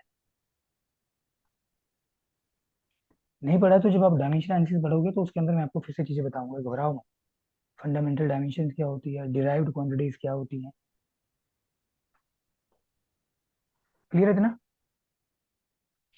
यस तो सर। क्लियर होगा मेरे ख्याल से। यस बढ़ते हैं आगे। सर। अब मैं ये बोल रहा हूँ कि अगर मुझे यूनिट वेट ऑफ वाटर लिखना होगा ना, then how will I write? Unit weight तो हमने देख लिया, या स्पेसिफिक वेट हमने चेक कर लिया, ये वेट डेंसिटी हमने देख ली, ये रेशियो है किसका? तो मुझे ये रेशियो है वेट टू वॉल्यूम का। अब मुझे क्या लिखना है? वेट ऑफ वाटर लिखना है। गौर करना बच्चे। और मुझे नीचे यहाँ पे वॉल्यूम ऑफ वाटर लिखना है। अगर मैं इस वेट ऑफ वाटर को लिख दूं कि ये तो कुछ नहीं है, डब्ल्यू डब्ल्यू तो एम जी होता है ना, mass of water into acceleration due to gravity upon volume of water. तो इसको मैं ना बिल्कुल पहले तो शॉर्टेस्ट वे में लिख देता हूँ। अगर कभी आपसे वो यूनिट वेट ऑफ वाटर पूछ रहा है ना कि कितना है, तो वो यूनिट वेट आपका density into acceleration due to gravity का प्रोडक्ट होता है। तो डेंसिटी ऑफ वाटर पता है आपको? Yes this you know very well. 1000 KG per cubic metre, ऐसे यूनिट के अंदर। और जी की वैल्यू कितनी होती है? जी वैल्यू आपके पास 9.81 मीटर पर सेकंड स्क्वायर होती है क्या? तो ये आ कितना रहा है मुझे बताओ जरा। 9.81। और हजार की जगह मैं यहाँ पे के लगा देता हूँ। और देखो केजी, देखना जरा ये कितना बना है? केजी मीटर पर सेकंड स्क्वायर, ये क्या बना? न्यूटन बन गया क्या? अभी पीछे लिखा था न्यूटन। और ये cubic metre as it is, cubic metre से मीटर को कट मत करना, क्योंकि ये यूनिट बन गया फाइनली। तो जो यूनिट वेट ऑफ वाटर हो गया वो 9.81 किलो न्यूटन पर क्यूबिक मीटर, ऐसा यूनिट के अंदर। और आप इसे ऐसा भी लिख सकते हो, अगर आपने यहाँ किलो नहीं लगाना होगा ना, के नहीं लगाना होगा, तो जब 9.81 को हजार से गुना करोगे तो ये आ जाएगा 9810। और न्यूटन रहेगा बस पर क्यूबिक मीटर। ये भी बन सकता है। Are you getting or not? ऐसा यूनिट के अंदर ये सारी बातें।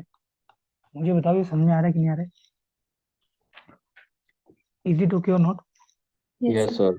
क्योंकि यस। देखो जब तक ये छोटी छोटी चीजें आपको पता नहीं होगी ना, तो आप फंस सकते हो क्वेश्चन के अंदर। और एफएम में तो ये चीजें सारी आपको क्लियर होनी चाहिए, मस्ट है। Okay sir. अच्छा अगर आप ये पूछ रहे हो ना कि सर ठीक है आपने एसआई में तो न्यूटन बता दिया, लेकिन डाइन, तो मुझे सीजीएस में लिखना होगा तो आपने बोलते डाइन पर क्यूबिक सेंटीमीटर। तो सर मुझे बताओ कि डाइन को कैसे कन्वर्ट करोगे newton? Are you able to convert it into newton? या are you able to convert the newton into dyne? Yes. I think 10⁵ newton. देखो क्या करेंगे, मैं आपको सिंपल सा एक तरीका बताता हूँ। आपने लिखा यहाँ पे force, F equal to M A लिखा ना, और ये आया कितना? मास था केजी के अंदर, और एक्सेलरेशन था मीटर पर सेकंड स्क्वायर के अंदर। इस केजी को ना आप ग्राम में कन्वर्ट कर लो, तो 1 किलोग्राम में 1000 ग्राम होता है क्या? 10³ हो गया ग्राम। मीटर को ना सेंटीमीटर में रख लो, तो 1 मीटर में 100 सेंटीमीटर होता है क्या? 10⁻² हो गया, सेंटीमीटर हो गया। और ये second square as it is. तो टेन सर रेज मास और पावर केजी में क्या फर्क होगा सर? है। मतलब मास और किलोग्राम में क्या फर्क? मास और किलोग्राम में क्या फर्क है?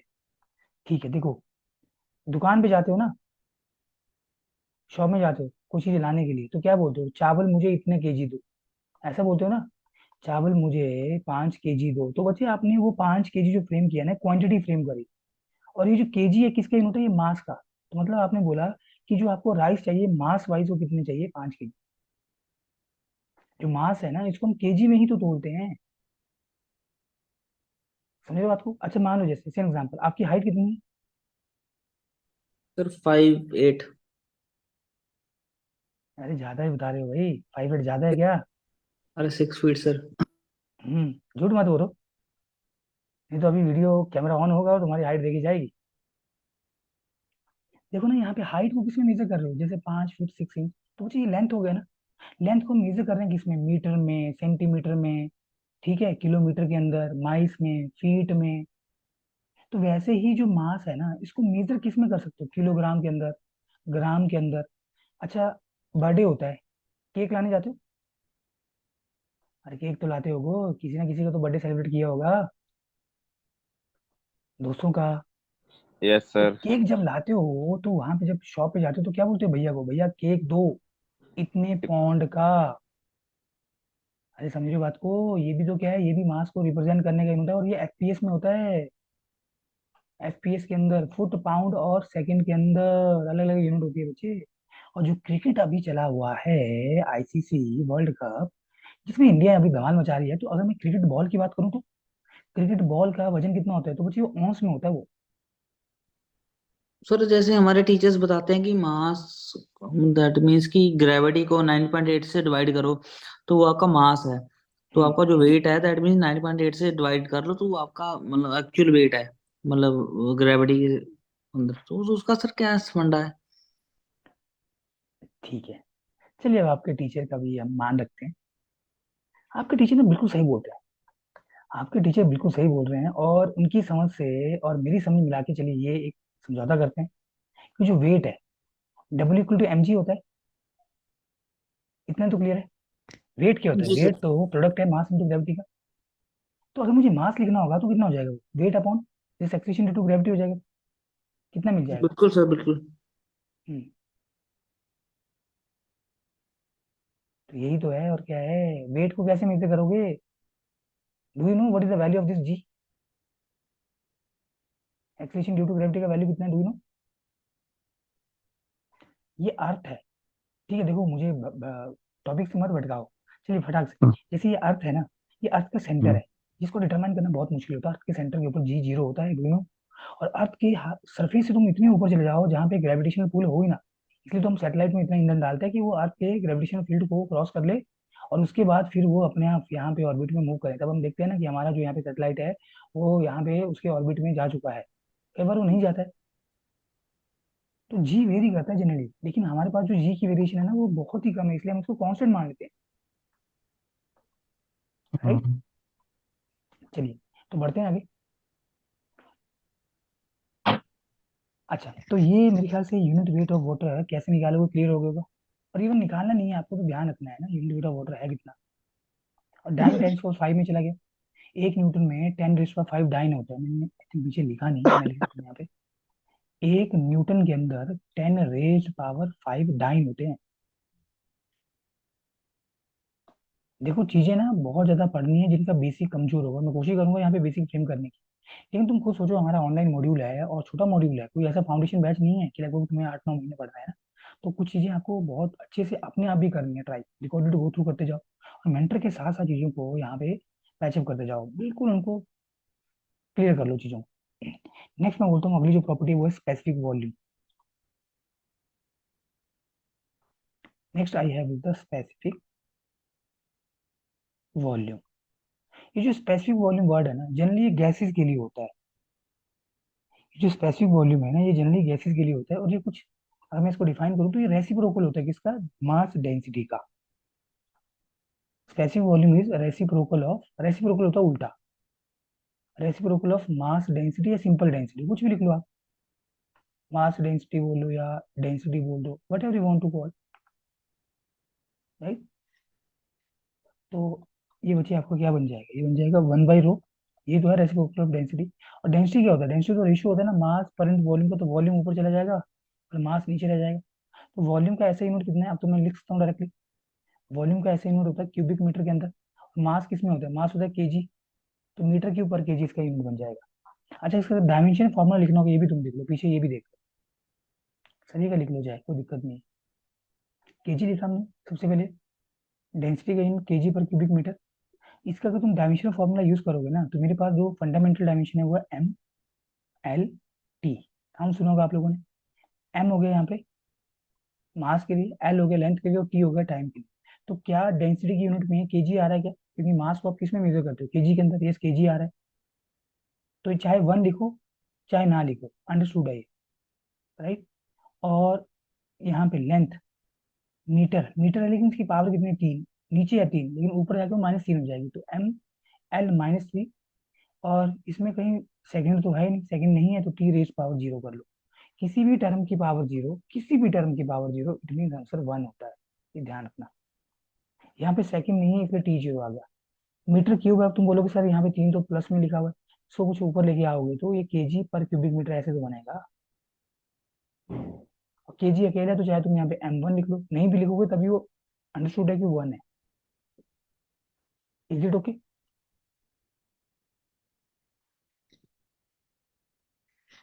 सो I think this is okay. Okay, अब मैं बोल रहा हूँ कि अगर मुझे यहाँ पे इसका यूनिट फ्रेम करना होगा तो, यूनिट मैंने फ्रेम कर दी सॉरी, अगर मुझे इसका डायमेंशनल फॉर्मूला लिखना होगा तो, डायमेंशनल फॉर्मूला तो क्या करोगे? तो सबसे पहले तुम एम एल टी लिख लो, सबसे बढ़िया तरीका है एम एल टी। अब देखो क्या इसमें कहीं केजी है? इस केजी है लेकिन वो नीचे है, जब ऊपर जाएगा तो केजी की पावर -1 हो जाएगा, तो एम -1 लिख लो। और इसमें मीटर क्यूब ऊपर है, प्लस का ही है, तो L raise power 3। L3 second इसमें कहीं भी नहीं, तो टी 0 हो जाएगा। 0। बस ये बन गया। बिल्कुल बेसिक सी चीजें हैं, ये तो आपको पता होनी चाहिए, मेरे ख्याल से पता भी होगी। अच्छा, कोई मुझे बता सकता है कि डेंसिटी ऑफ मर्करी कितना होता है? What is the density of mercury? Mercury का जो सिंबल होता है वो होता है Hg। 1380 kg। 13.6 है। 13। हाँ जी, डेंसिटी ऑफ मर्करी कितना होता है?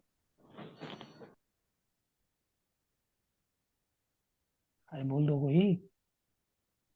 ये होता है 13600, 3600 सर। है ना? 13,600 किलोग्राम पर क्यूबिक मीटर। सबसे भारी होती है मरकरी, अगर आपने कभी उठाई है, मौका मिला कभी जिंदगी में उठाने का, तो काफी भारी होती है मरकरी की डेंसिटी है ये, राइट। चलिए इसके बाद में बात कर लेते हैं स्पेसिफिक ग्रेविटी की। Let's have a look on the specific gravity.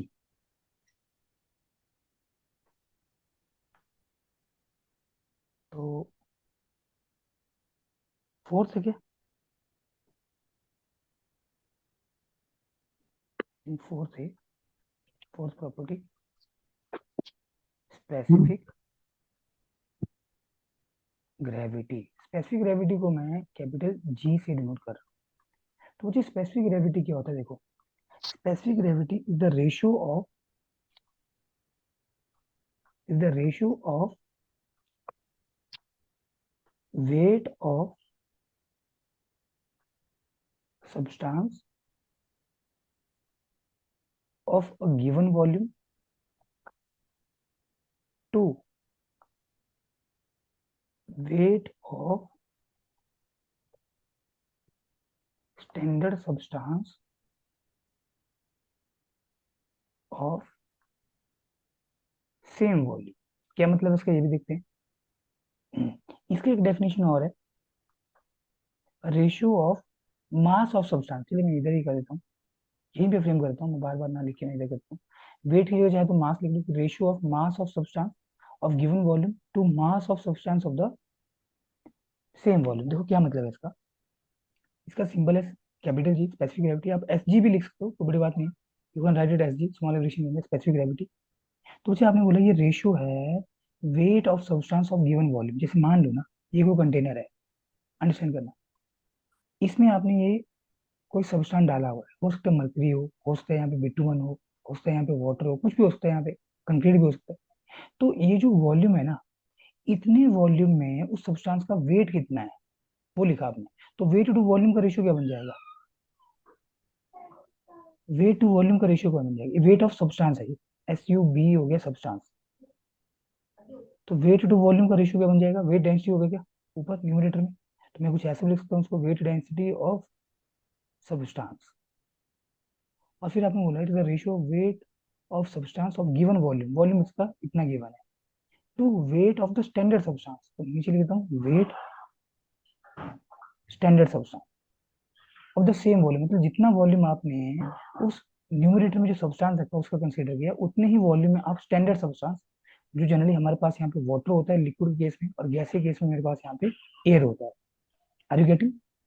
तो ये जो वेट, सॉरी ये जो वॉल्यूम है ना, न्यूमरेटर में और डिनोमिनेटर में दोनों सेम है। ये weight of, sorry volume of this substance और volume of this standard substance, mind you ये दोनों का सेम है।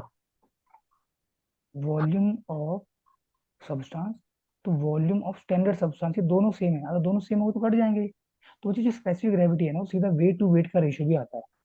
लेकिन अगर मैं पहले बाय डेफिनेशन चीजों को फ्रेम करूँ तो ये रेशियो होगा unit weight of substance to unit weight of standard substance, standard substance. अच्छा ये जो मेरा स्टैंडर्ड सब्सटेंस है ना, अगर मैं स्टैंडर्ड सब्सटेंस की बात करूँ, स्टैंडर्ड सब्सटेंस कुछ नहीं है आपके पास। हम देखो फ्लूइड की बात करते हैं जनरली, तो फ्लूइड में मेरे पास यहाँ पे लिक्विड और गैस, ठीक है। अगर हम लिक्विड की बात करेंगे then this standard substance is water, pay attention guys. और जब हम यहाँ पे गैस की बात करेंगे then standard substance is air या हाइड्रोजन,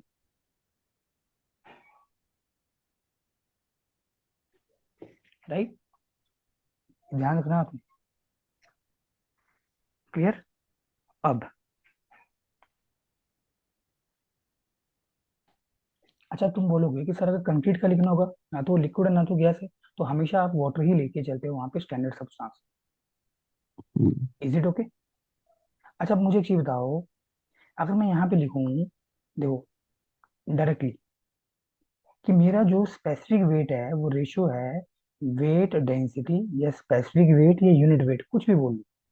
तो ये जो मेरा स्पेसिफिक ग्रेविटी है, मैं कुछ ऐसा बोलूंगा कि specific gravity is the ratio of this unit weight या वेट डेंसिटी या specific weight of this substance to weight density या स्पेसिफिक वेट या unit weight of the standard substance, कुछ भी बोलो, बार बार बोल रहा हूँ, कंफ्यूज मत होना। तो वो चीज ये जो आपने पीछे लिखा था वेट डेंसिटी, वो क्या था? वो तो mass density into acceleration due to gravity का प्रोडक्ट था क्या?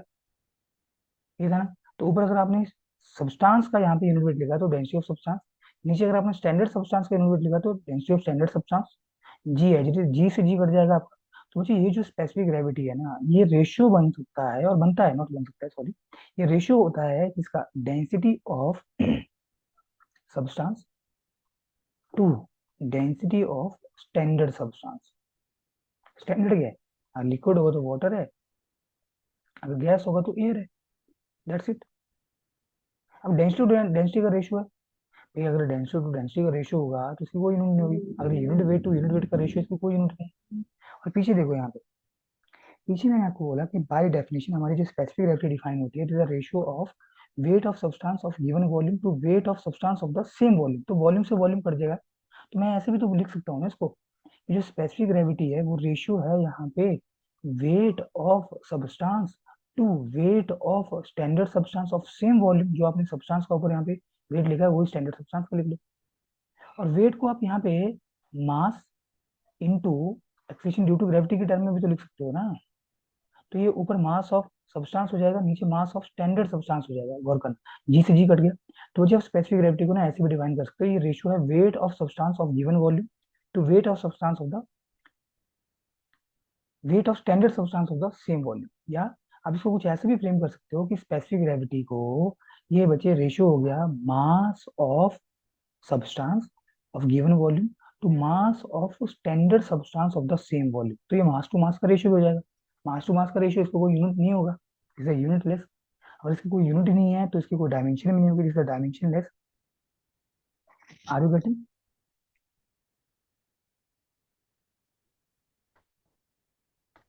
तो अगर मैं बात करूँ यूनिट, तो स्पेसिफिक ग्रेविटी की कोई यूनिट नहीं होती, जैसे यूनिटलेस।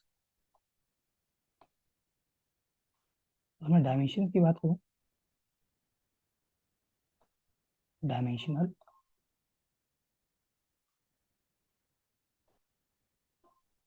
M0 L0 T0, ना तो इसमें यहाँ पे केजी है, ना तो इसमें आपके पास मीटर है, ना ही इसके यहाँ पे सेकंड है, कुछ भी नहीं है यहाँ पे, राइट? क्लियर है इतना? अब मुझे एक चीज बताओ कि अगर मैं यहाँ पे स्पेसिफिक ग्रेविटी ऑफ वाटर लिखना चाहूँ तो कितना हो गई, कैसे लिखोगे? तो specific gravity of water, water क्या है, लिक्विड, तो आप लिखोगे यहाँ पे यूनिट वेट ऑफ वाटर, जो सब्सटेंस है, तो unit weight of standard substance जो वाटर है, तो ये गामा H2 अपन गामा H2 कट जाएगा क्या? गामा H2 की जगह आप गामा डब्ल्यू भी लिख सकते हो, कोई बड़ी बात नहीं, गामा डब्ल्यू भी यूनिट वेट ऑफ वाटर ही होता है। ओके, ये इसको आप कुछ ऐसे भी लिख सकते हो कि जो स्पेसिफिक ग्रेविटी है वाटर का, वो क्या, वो density of water to density of water का रेशियो है, क्योंकि यहाँ पे सब्सटेंस क्या है, वाटर, वाटर की स्पेसिफिक ग्रेविटी लिखनी है। तो आप लिख सकते हो ऐसे कि specific this density of the substance to density of the standard substance. अब ये जो वाटर है वो तो लिक्विड है, तो इस केस में स्टैंडर्ड सब्सटेंस क्या होगा, वो वाटर होगा, तो कट के ये भी वन बनेगा, आर यू गेटिंग, ये भी कट के वन बनेगा। तो स्पेसिफिक ग्रेविटी ऑफ वाटर कितना होता है, ये तो आपको बिल्कुल टिप्स पे होना चाहिए, तो वन है, क्यों कट जाएगी वहां पे चीजें।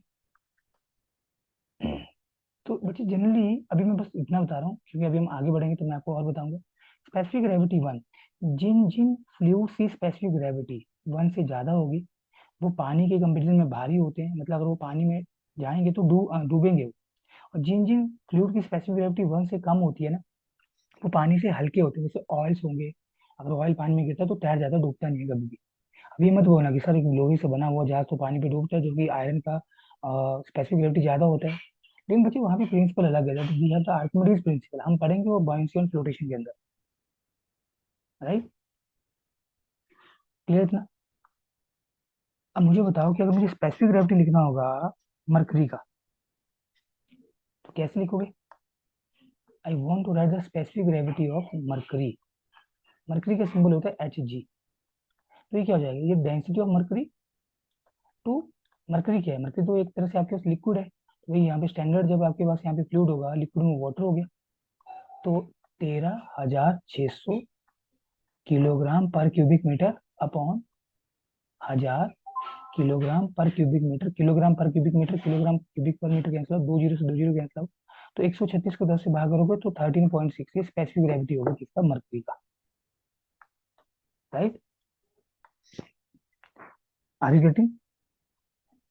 तो निकाल सकते हो आप, समझ रहे हो बात को? स्पेसिफिक ग्रेविटी गिवन होगी तो आप किसी भी सब्सटेंस की डेंसिटी निकाल सकते हो। बस ये ध्यान रखना कि वो जो आपको सब्सटेंस दिया है वो लिक्विड है, तो स्टैंडर्ड सब्सटेंस वाटर होगा, अगर यहाँ पे आपके गैस होगी तो आपके स्टैंडर्ड सब्सटेंस एयर होगा। फिर मुझे बताओ, इतना क्लियर है? Yes sir. यस ठीक सर। है,